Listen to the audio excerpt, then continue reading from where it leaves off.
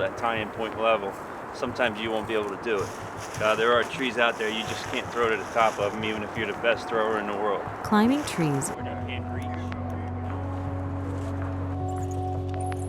is in Mark Chisholm's blood. I'm a third-generation arborist from New Jersey. And I've been doing this involved in tree care since I was a kid. Started officially when I was about 12 years old.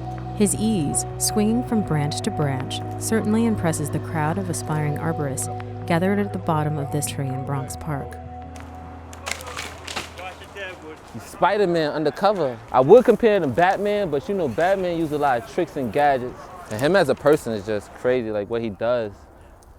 How he gets up the tree is just fascinating.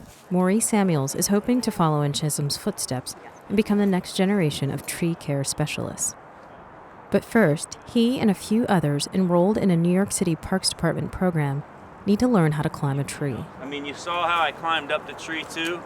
I wasn't out of breath when I got there. Mark Chisholm is here to show them the ropes, literally. I pick my feet up, get a wrap, and then stand up with the rope. But for some of the students, it's not as easy as it looks. Look at my hands.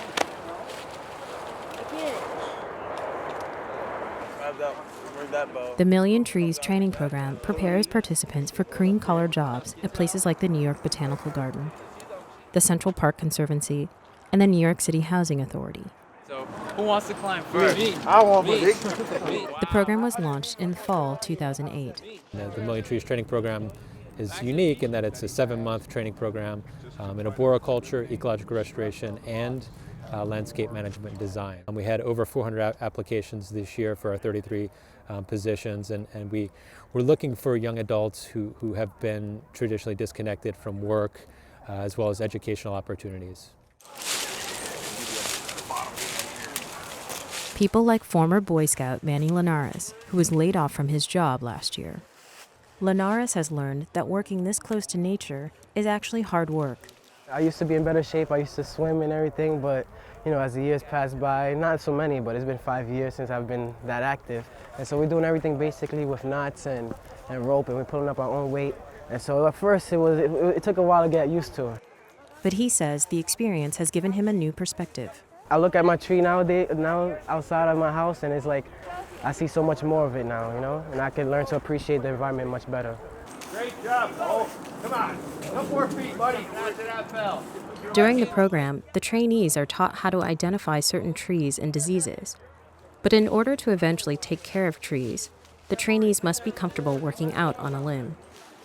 Fabian Vasquez had to conquer his fear of heights during an exercise that asked the trainees to maneuver on the branches to ring several bells. When I was smaller, I was like terrified of heights and stuff. So, you know, as I started doing this, like little by little, I started getting used to it. I'm still a little bit scared, depends, you know, if it's windy or whatever, it gets bad up there.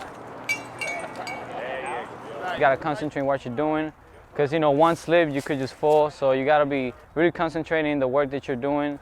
A lot of the participants say the program has opened their eyes to new opportunities available to them. And in fact, last year, half of the participants got jobs.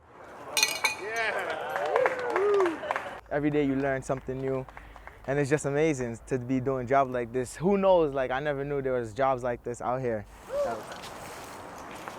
But for Chisholm, a 2-time world champion tree climber and world record holder, volunteering to teach the next generation of tree climbers is a way to help the environment by doing something he loves. There's a definite need to care for these trees. There's towering trees all in our urban environments and parks and your backyards everywhere. And if we don't have enough people like we see out here learning the profession, who's going to care for them?